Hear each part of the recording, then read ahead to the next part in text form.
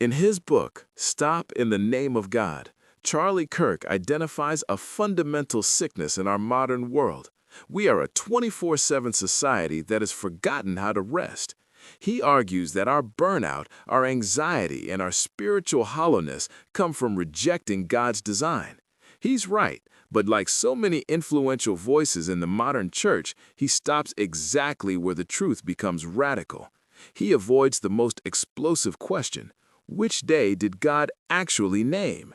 It is comfortable to talk about the principle of rest. It's easy to tell people to take a Sabbath break on whatever day fits their schedule. But the Bible doesn't give us a suggestion for self-care. It gives us a commandment for a specific, holy, and sanctified block of time. If we are going to stop in the name of God, we have to stop on the day God actually signed his name to. The confusion between Saturday and Sunday isn't a minor detail or a secondary issue. It's a question of who is in charge.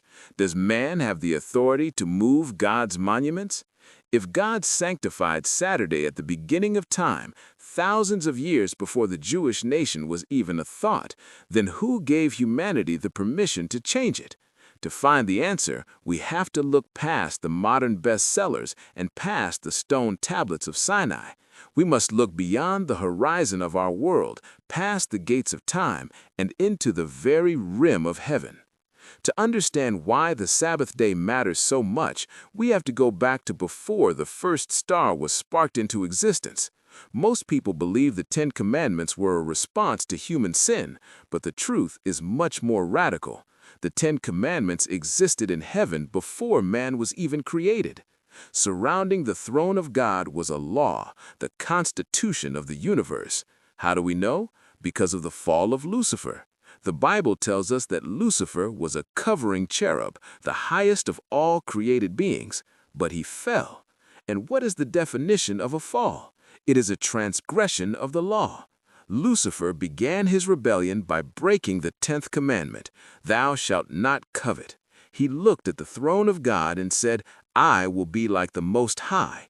That one act of covetousness was the seed that broke the entire moral law. He broke the first commandment by putting himself before God. He broke the 9th commandment by becoming the father of lies. And he even broke the 6th commandment, for he was a murderer from the beginning. The war in heaven was a war over the law. Satan argued that the angels didn't need a law, that they were too advanced for rules. But God knew that the law is the only thing that protects freedom. This is why the Ark of the Covenant is seen in the heavenly temple in the book of Revelation. It is the eternal signature of the Creator. The most common argument used to dismiss the Sabbath is that the 10 Commandments were only for the Jews. But this theory falls apart in the field with Abel. Thousands of years before Moses stood on Sinai, Cain stood over his brother's body. God did not say he would overlook the crime because the law wasn't written yet. No, God declared that sin is crouching at your door. How could Cain commit a sin if there was no law? The Apostle Paul tells us that where there is no law, there is no transgression. Cain was guilty because the 10 Commandments were already the moral gravity of the human race. They didn't begin at Sinai, they were codified at Sinai. Just as the law against murder existed in the heart of God from the rim of heaven, so did the law of the Sabbath. The Antediluvians lived in a world where the law was the standard of life. Go back with me to the very first Saturday in human history. The Garden of Eden was a masterpiece of divine architecture. There was no sin, no death, and not a single Jewish person on the face of the earth. Yet, on that seventh day, the Bible says God did something he did not do for any other day. He rested, he blessed the day, and he sanctified it. This is the birthright of every human soul.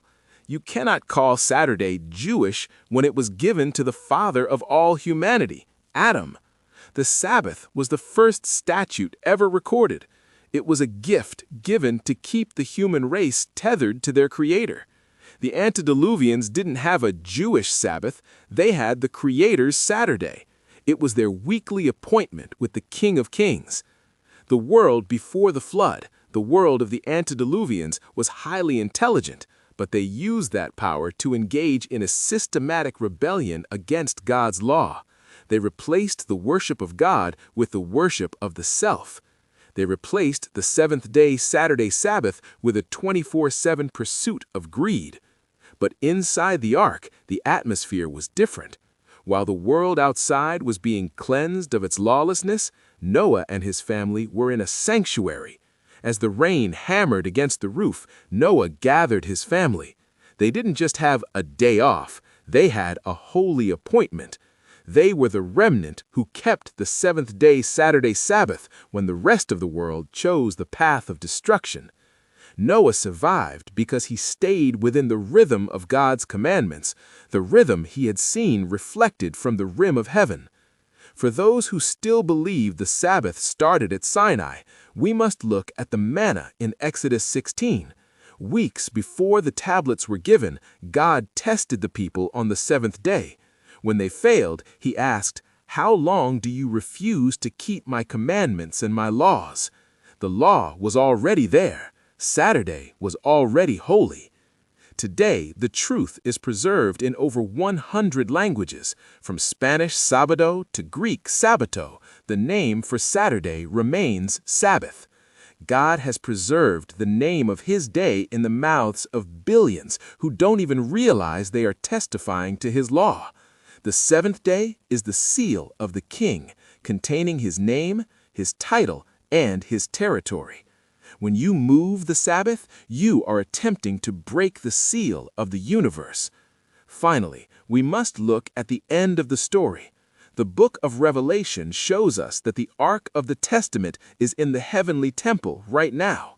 The prophet Isaiah tells us that in the new earth, from one Sabbath to another, all flesh shall come to worship. In the kingdom of glory, we will keep the seventh-day Sabbath just as Adam kept it in Eden and as the angels kept it before the world began. There will be no more traditions of men and no more Sunday, Saturday debates. There will only be the perfect rest of the Creator. Charlie Kirk was right. We need to stop in the name of God, but we must stop on the day He appointed. We must return to the Saturday signature of our King.